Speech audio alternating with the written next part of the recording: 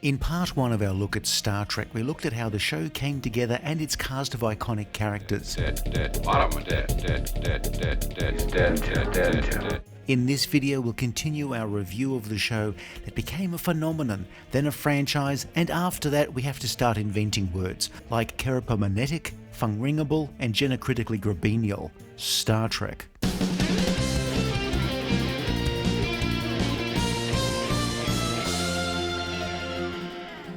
Star Trek is one of the most written about series ever made, which also means there's an awful lot of detail about the making of the series available. You can find out the ratings for each episode, which episode nearly resulted in a cast revolt, who was screwed over by who dated who, and who hated who. Star Trek really is an open book.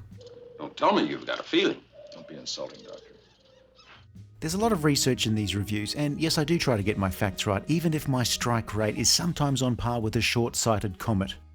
Writing Star Trek was a hard job. Okay, look, working in a mine is a hard job, or defusing bombs, or working in a hospital where the patients have listened to podcasts. I refuse to accept your findings. Okay, so maybe writing isn't that hard a job physically, but it was a job that required discipline and inspiration. And even then, a writer had to write a story that A, kept the core characters consistent, and B, could actually be made on a TV budget and schedule.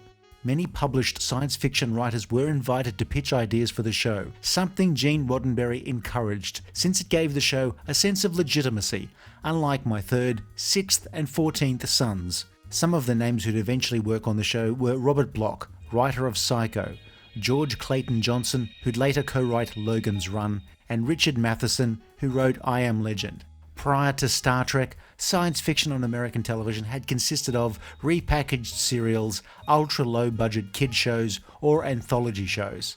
Lost in Space had begun in 1965, and quickly morphed into a zany and camp kid show by the end of its first season. If Lost in Space would go there, Star Trek would avoid that part of space. While Trek would hire a few writers who had worked on Lost in Space, there was never any danger. In the wake of Batman's initial success, many shows, including Lost in Space and Man from U.N.C.L.E., went down the road of making an initially serious show overly comedic. It was a road that once travelled was very hard to come back from, like trying new cocaine Vicks.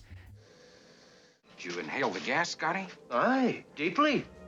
If you've ever wondered why fan fiction generally has the reputation it has, it's because writing is not just about the idea, but also things like structure, character, making the audience willingly suspend their disbelief. His brain is gone. Someone has an idea for a script, and that's usually credited as story by. It's approved first by the producer and then the network, and then someone writes a few drafts. Another writer might be brought in to work on it, and that's when you get multiple people credited on the teleplay. If the script is mostly the work of one writer, they'll generally receive sole credit, but only the top two contributors will receive on-screen credit, with most of the contribution from the script consultant or producer being considered part of the job, unless of course it's a major rewrite. I love my work.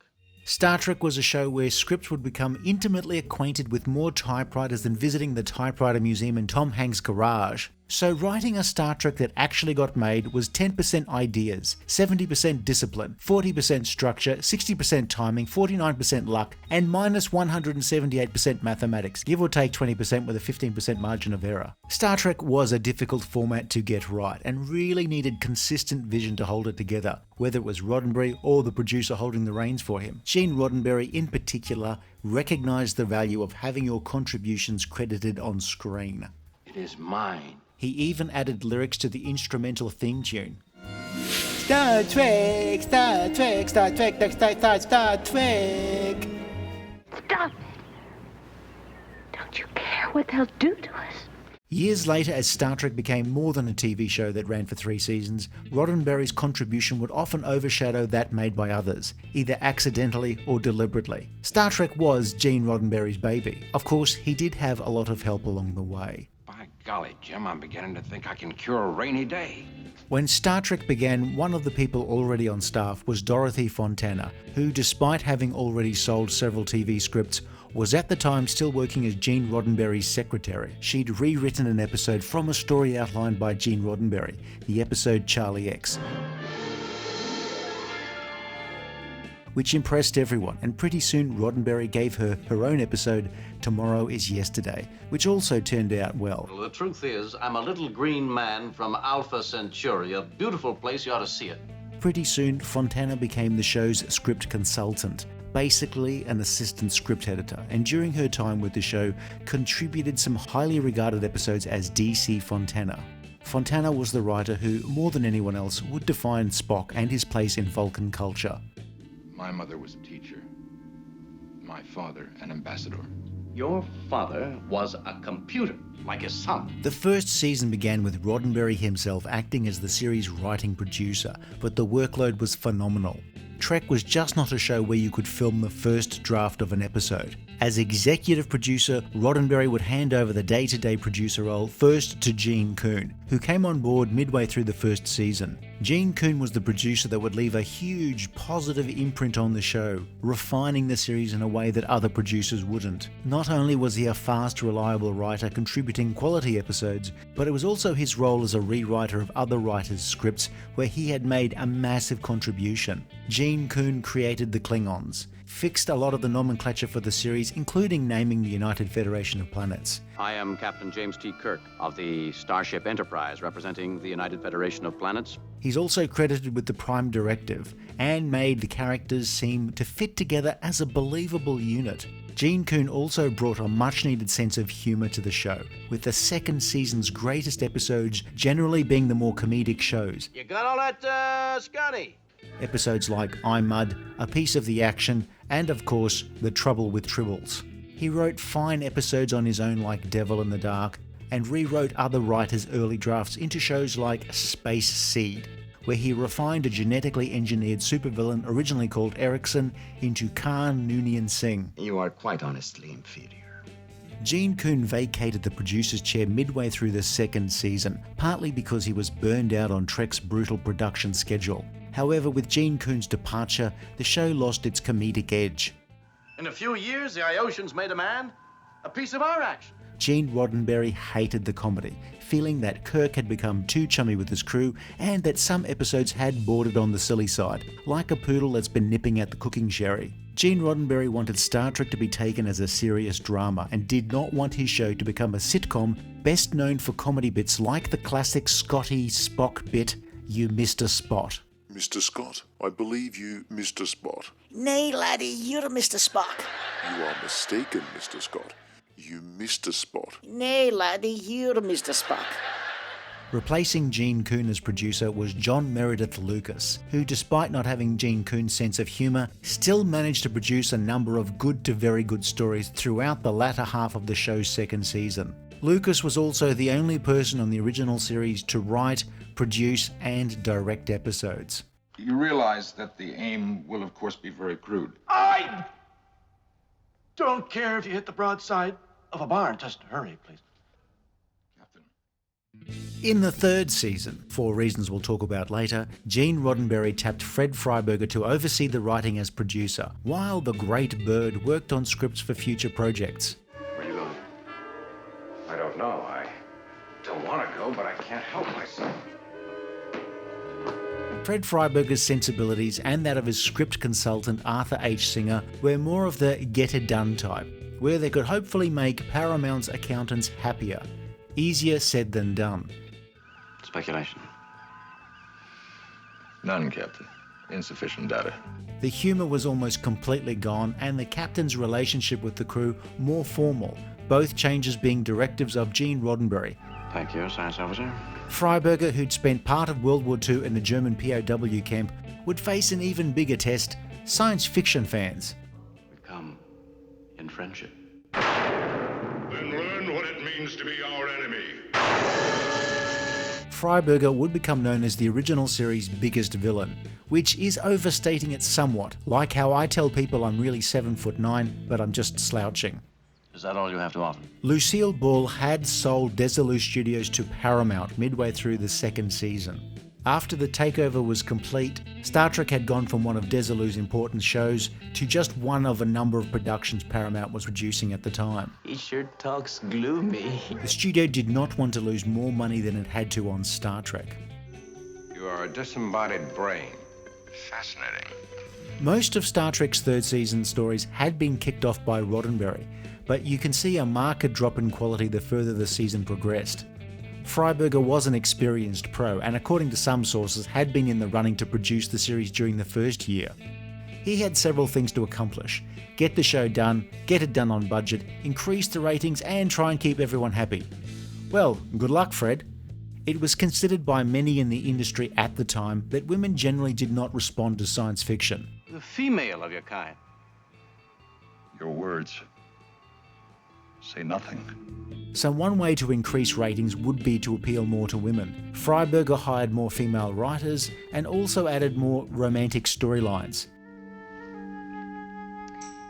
You have nothing in Starship to which to return.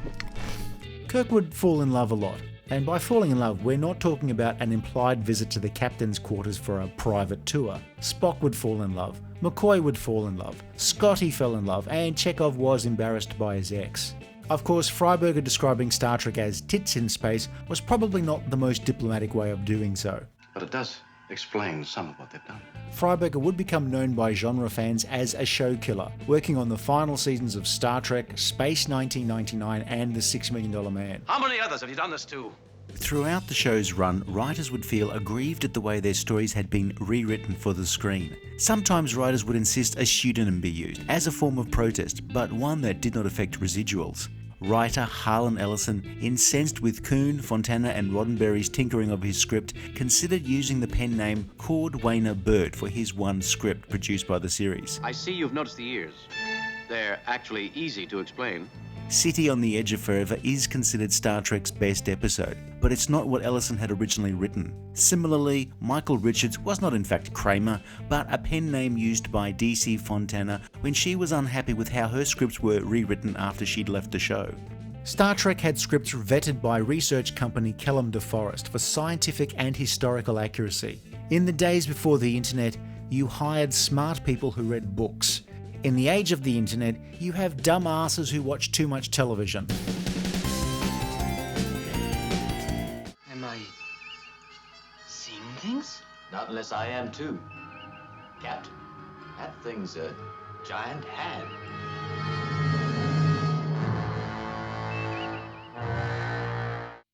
Star Trek's special effects were really special in their day. The matte lines may have been fizzy, the reuse of flyby shots obvious, and the fact the Enterprise itself looked different in footage created for the pilot than for the series is neither here nor there. At the time, the visuals were better than most people were used to outside of a very expensive feature film like 2001: A Space Odyssey. Star Trek's optical effects weren't just a few shots of the Enterprise, but the occasional alien vessel, or a space station, or a planet killer, a giant amoeba. The area of penetration will no doubt be sensitive. But also things like view screens, phasers, and of course the transporter. Multiple effects houses worked on the series over the course of its 3-year run, with some effects providers working with the massive 11-foot Enterprise model. Of course, you could have just used a tiny model, tilted the camera on its side, and used a battery-powered salt grinder to provide the moving stars.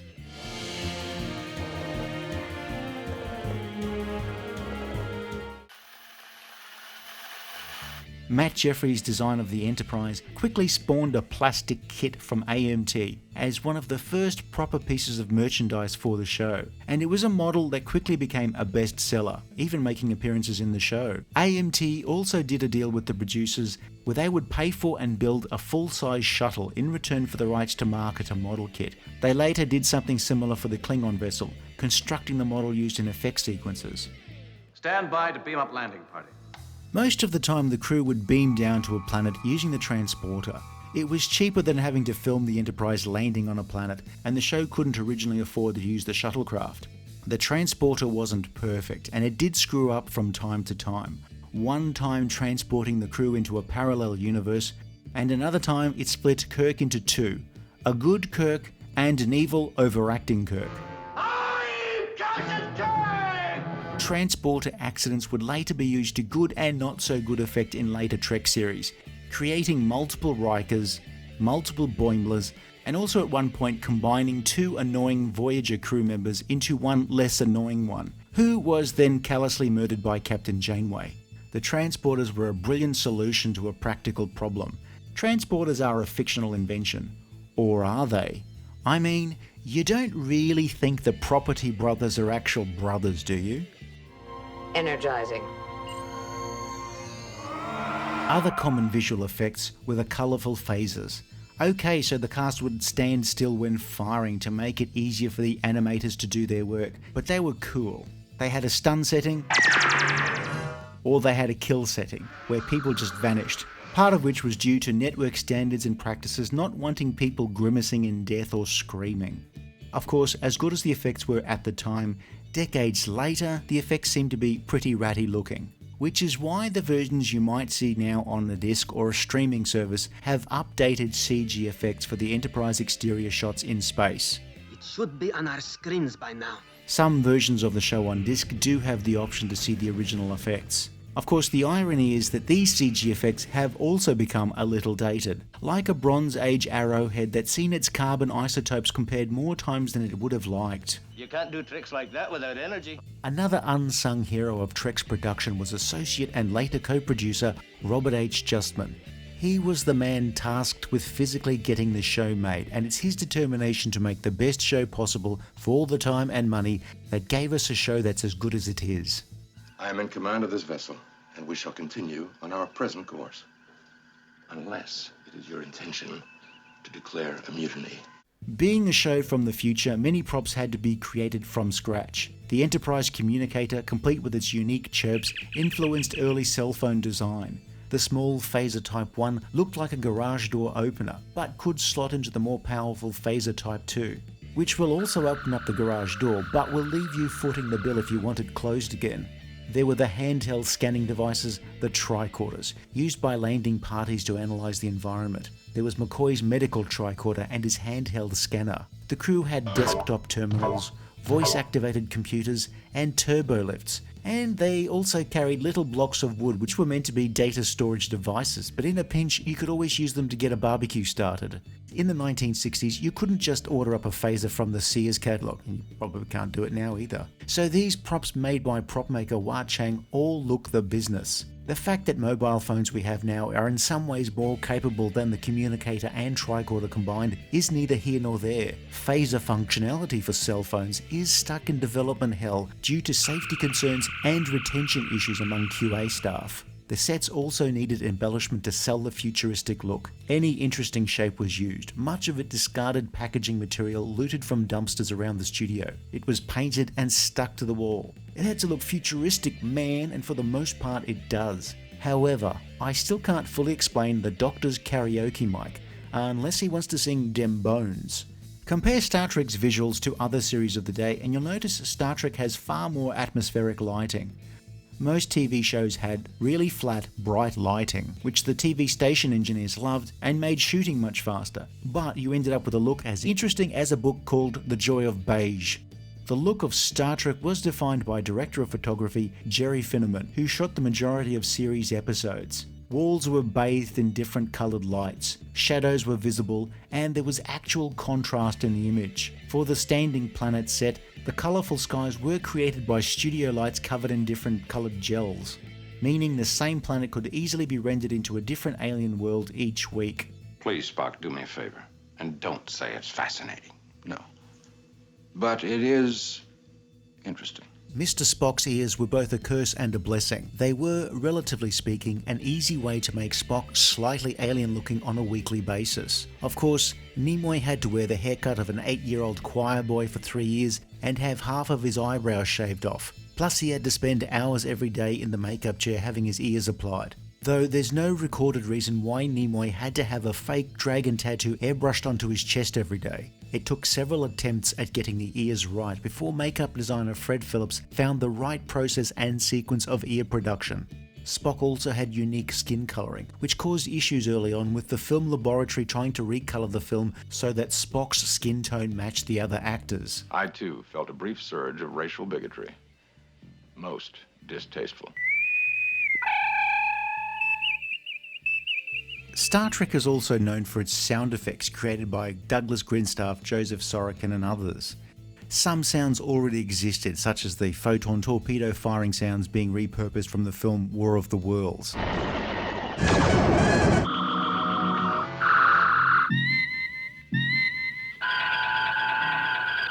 Star Trek's sound editors created a huge library of unique sound effects that have become iconic in their own right. The background sounds of the bridge, the red alert, the sounds of the tricorders, and the communicator chips are all instantly recognisable as being from Star Trek. But if I had to pick the single most iconic sound from Star Trek, it would be the automatic doors on the Enterprise. Captain's log, stardate 2821.5. One of the ways Star Trek explained the plot or recapped events after a commercial break was by way of a log entry. The captain's log would talk about the danger the ship was in and how he felt about things. Scotty's log would basically recount all of the alcohol he'd imbibed that day. I don't remember another thing. And how he had hoped no one would notice the bottles rolling around engineering every time the ship was under attack. Mr. Spock's personal log would usually be about as fun to listen to as an audiobook of Steve Irwin reading the Kama Sutra. Oh, crikey tonight. Cut him off. I can't, sir. There's no way to do it. The captain's log was a useful device to condense action, particularly if scenes had been removed for budgetary reasons, and would be well used by subsequent iterations of Star Trek. Captain's logs also made use of star dates. Captain's log, stardate 5121.5. Which were a way to avoid setting an actual Gregorian calendar date for when Star Trek's adventures were to have taken place, or more accurately, will have been taking place, or slightly less vaguely, might possibly occur at a juncture at an unspecified time in the future at some undetermined point. In the 1980s, the feature films fixed the era of Kirk, Spock and McCoy as being in the 23rd century. I am going to lock you up for 200 years. That ought to be just about right. One of Star Trek's famous or possibly infamous tropes was the red shirt. The security guards clad in red who'd often die cheaply, usually during the pre-credits teaser. Characters like Ensign Deadmeat, Lieutenant Splat, Yeoman Carkset, and Lieutenant Commander Insurance Scam. Chances are a red shirt death was added because the story would take too long to get to the jeopardy. If you see Kirk beam down to a planet in the teaser and the red shirt gets whacked almost immediately, that may have been added to make the network's desire to A, get to the planet quickly, and B, hook audiences before they change the channel. Playing a red shirt was not actually as terrible a gig as it sounds. The repeat business was pretty good. Eddie Paskey sometimes played Lieutenant Leslie and appeared throughout the first 2 seasons in various capacities on board the Enterprise. This is mutiny, mister. Yes, sir.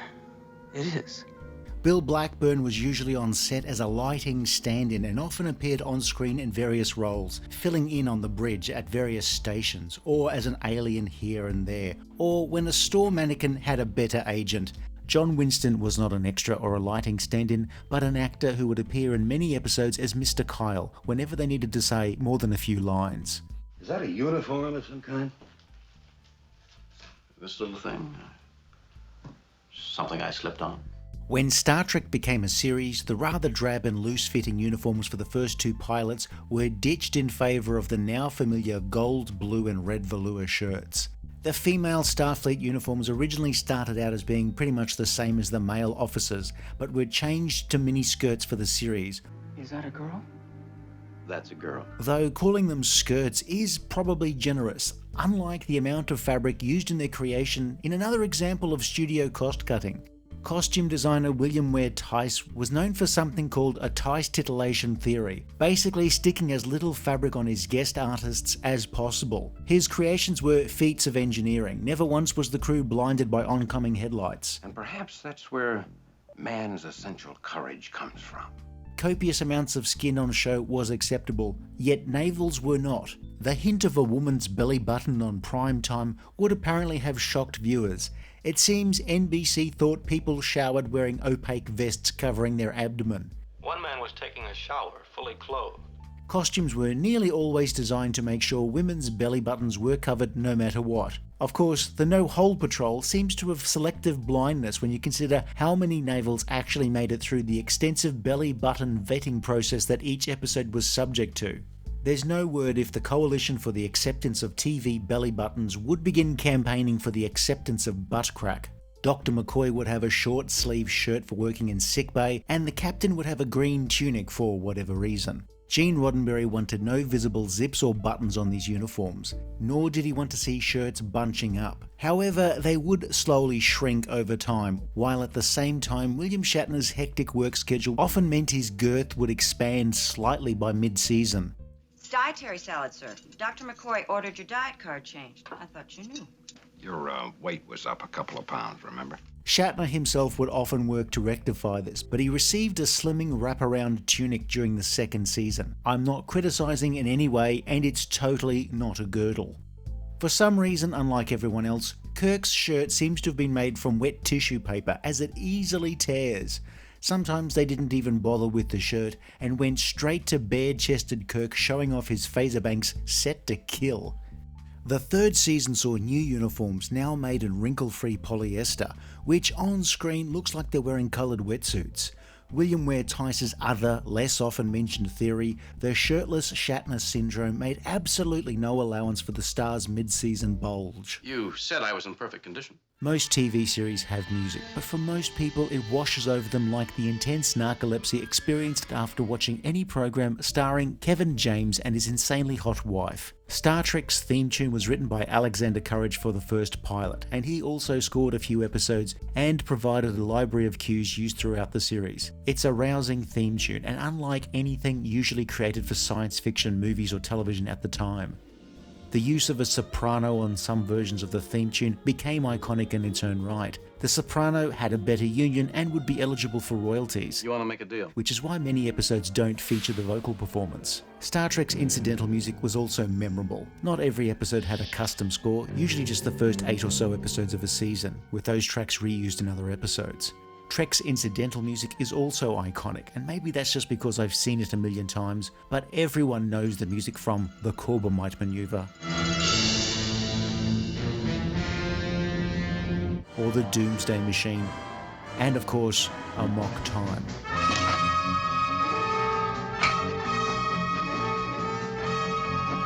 Various composers worked on the show: Fred Steiner, Gerald Fried, Jerry Fielding, George Dooning, and others, and they created absolutely amazing music that is instantly recognisable to fans and casual viewers of the show.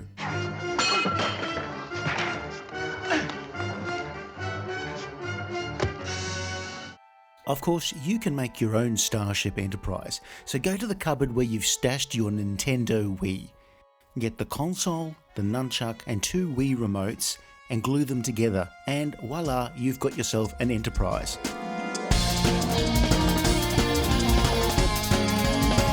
Star Trek's ratings have always been cited as the main reason for the show's cancellation. The show actually rated quite decently in its first year on a Thursday evening.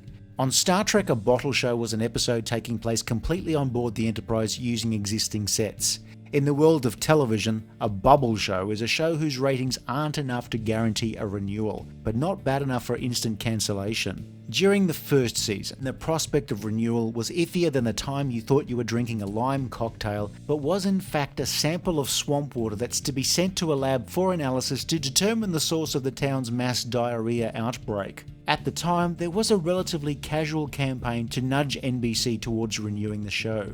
The second season saw the show broadcast on Friday nights, and while there was a ratings drop, Star Trek usually came second in its time slot and was almost always NBC's top-rated show of the night. Decent ratings wouldn't cut it when there weren't enough guaranteed sponsors to buy ads during Star Trek. How do you sell cigarettes if nobody smokes in the future? I mean, obviously apart from McCoy having a crafty puff here. Star Trek is proudly brought to you by... asbestos. There was wind of Star Trek being cancelled midway through the second season, causing morale among cast and crew to fall through the floor, like James Mason in that movie, Journey to the Centre of the Floor. At the last minute, Star Trek received a full season order for its second year. In that case, I'll accept your terms. But at the end of season 2, it looked like NBC would finally pull the plug on the show, and that's when the fans really flexed. a letter-writing campaign went into overdrive, headed by fans Bijo and John Trimble, with a little unofficial encouragement from Gene Roddenberry. Various estimates of the total mail received by the network and others were anywhere from 2 angry letters and a slightly miffed postcard to 100 billion pieces of correspondence spitting pure fire. NBC was somehow shocked that in the late 1960s, young people would feel passionately enough about something to organise themselves, to demonstrate and to protest for or against something. But then, NBC was like that. They never watched the news. Star Trek was picked up for a 3rd season, somewhat reluctantly. Gene Roddenberry offered to come back and be the show's full-time producer, in return for a better time slot. Slots were offered by NBC, but later rescinded in favour of Laugh-In or Jerry Lewis's TV show. Instead, they scheduled Star Trek on Friday nights at 10 p.m. The new time slot was seen as the series' death knell, because apparently Star Trek viewers were out on dates on Fridays. I mean, there's a joke there, but I'm too busy crying to make it. You are not Morg or I'm Morg. I know nothing about a brain. You're lying. She's not, Jim. Seeing a lame duck, Roddenberry upped and quit as producer, handing off the day-to-day running of the show to a new producer. Captain is dead. Star Trek had a studio who were fed up with losing money on the show, a network who weren't getting the ad dollars they wanted, and a creator who was, to them, more trouble than he was worth. The chances of a 4th season were about as likely as an old English sheepdog performing the definitive version of classical gas on a harp. Star Trek lost money for its studio from day one. In fact, many shows did. The network would pay a license fee to broadcast each episode, somewhere around $160,000 a show, which was less than the actual cost of producing an episode. They had the option of a number of repeats at 50% of the original license fee. The studio would swallow the difference, hoping to make it up with overseas sales and potentially and more lucratively, syndication. But for syndication, you generally needed 100 episodes, which meant the show would need to run for 4 to 5 years, something cheekily alluded to in the opening narration. The first season's official budget was around $190,000 an episode, but shows often went over that, usually because episodes took longer to shoot than was scheduled, or they went into overtime for the crew. With each new season, cast salaries increased, but the overall budget from Desilu was reduced. When Paramount took over midway through the 2nd season, they kept a much tighter rein over the budget, insisting each episode was filmed in 6 days or less with no overtime. Paramount was a company that had been bought by a larger company, Gulf and Western, not for its rich movie-making experience, but because it owned land that could be redeveloped. Making piddly TV shows and movies was really secondary, so there was little incentive to spend big money on a show that was hardly likely to reach the number of episodes needed for a syndication package. What do they want from us? Of course, the irony would be just how much money Paramount would subsequently make from Star Trek alone. This sounds reasonable. That sound reasonable to you? The 3rd season saw more cast raises, but also the budget was cut to $175,000 an episode. Cuts to scope were made, with only one story this season going on location, and many of the show's best directors not rehired because they had taken longer than 6 days to complete their shows. Even though NBC hated shipbound shows, more and more episodes were set aboard the Enterprise, or if they wanted to be really cheeky, another Constitution-class vessel, or a duplicate of the Enterprise. Cost cutting everywhere meant sets would be simpler, and there would be fewer of them. Dialogue scenes in some episodes would stretch on for minutes at a time, sometimes filling the entire act. It was noticed by a few that Leonard Nimoy was now speaking very slowly in his scenes, perhaps to put some weight on the dialogue that now lacked sparkle, or perhaps because he was just really bored. The action-adventure of Star Trek went away as there was little money for Shatner or his stunt doubles to show off their hip-shattering wrestling moves. The lack of vision or money would become more and more obvious as the season progressed. Forget it, Bones. One area the 3rd season did see an improvement was in the ambition of optical effects. One area, if nothing else. You sound bitter, Captain. Star Trek introduced several races that have persisted in variations of the franchise throughout the decades. Beginning with Mr. Spock, we met the Vulcans, though they were initially referred to as Vulcanians. The Vulcans had conquered aggressive tendencies by pursuing lives of pure logic.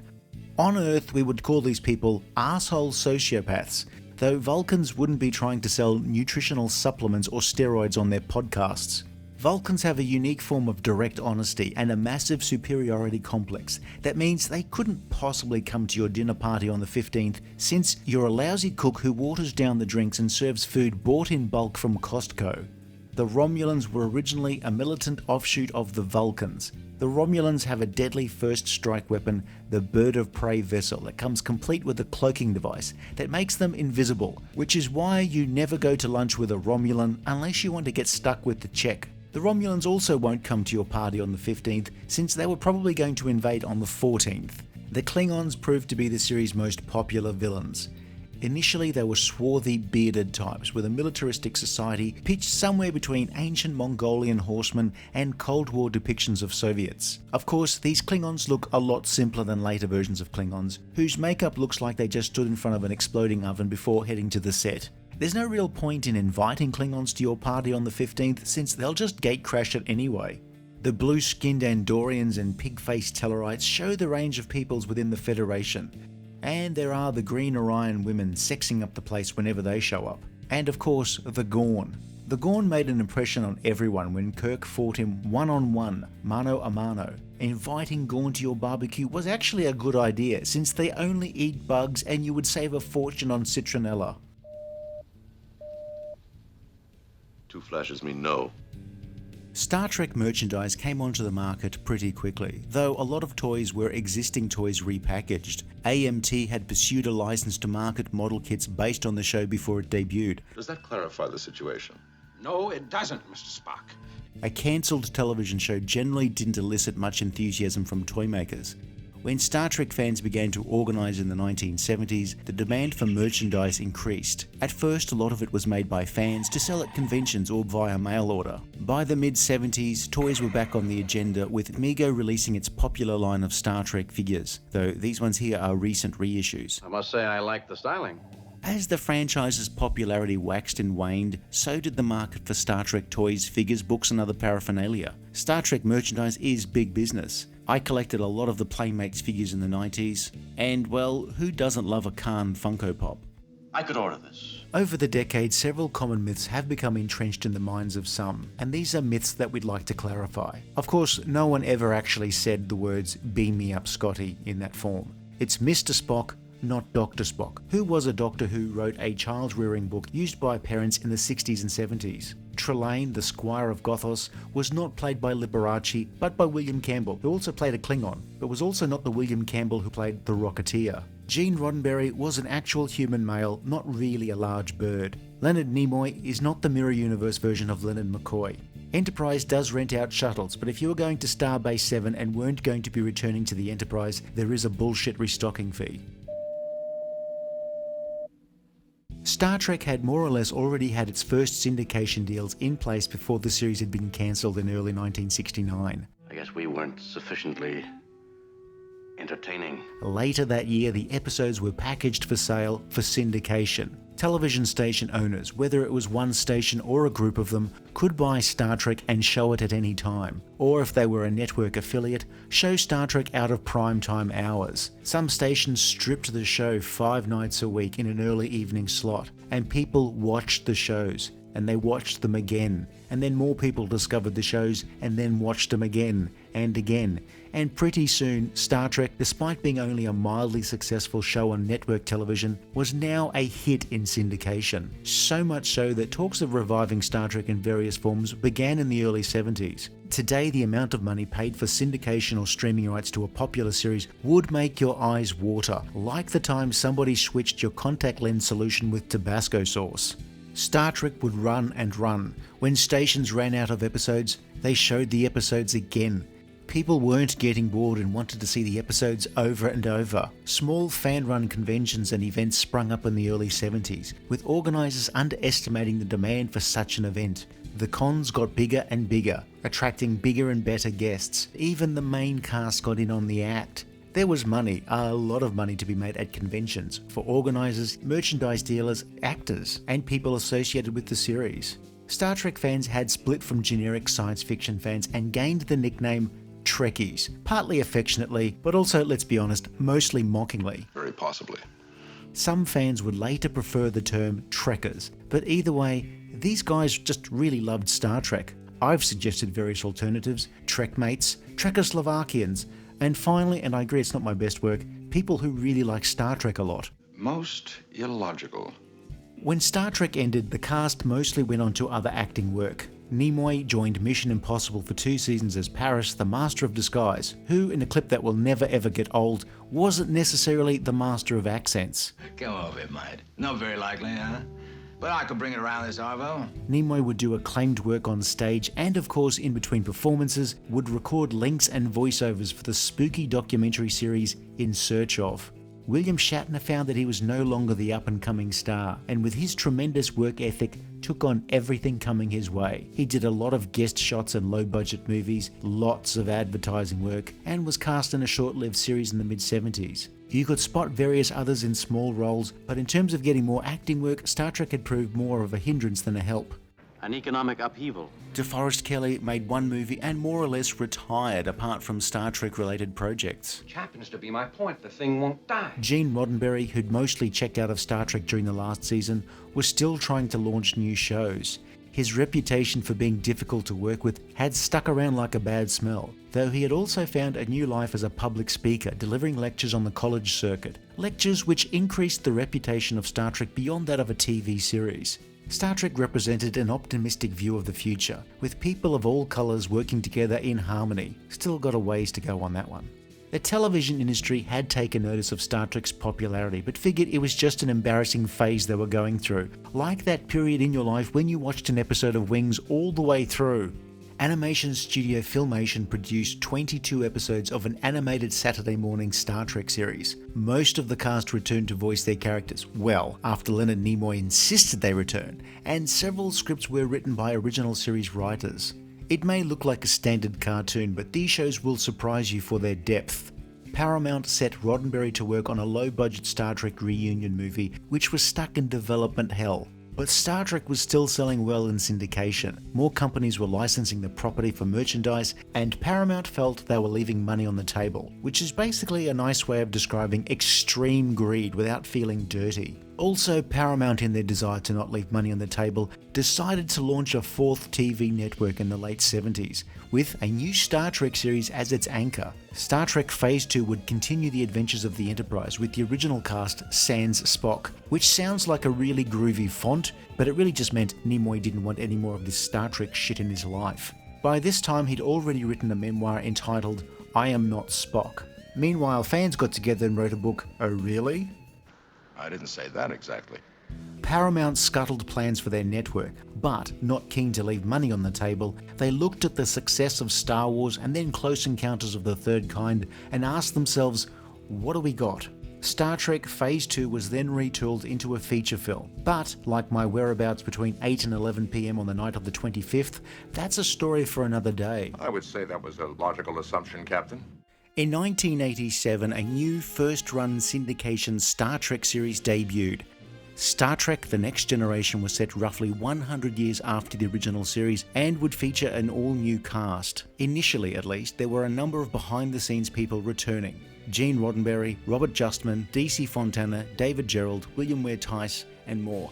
The creation of The Next Generation would spark a schism over which was the better show, with the 60s series now known as either Classic Trek or the original series, in order to differentiate a series with a bald captain and one starring Patrick Stewart. Wait, that can't be right. Majel Barrett would appear on screen as Lwaxana Troi and also provided the voice of the Starfleet computers. DeForest Kelley made a cameo appearance in the pilot as an aged McCoy. James Doohan and Leonard Nimoy also appeared in The Next Generation, with George Takei appearing in its spin-off, Voyager. Deep Space Nine also honoured Trouble with Tribbles by a time travel episode where the DS9 crew appeared in and around the events of the famous 60s episode. Star Trek was just a TV show, but a show made with a lot of heart and soul and made with blood, sweat and ears. It was a show that was made with a lot more care and attention, well usually, than most television of the day. And it turned out way better than it had any right to. That's what the Starship is all about. That's why we're aboard her. That it's still watchable and enjoyable today is a testament to not just the original vision of Gene Roddenberry, but its execution. Star Trek has now spawned more series than a really productive rabbit daddy has birthday presents to budget for. In our next Star Trek video, we'll take a brief look at the 79 episodes of the original series. If you enjoyed this video, please like and subscribe, leave a comment below or check out some of our other videos.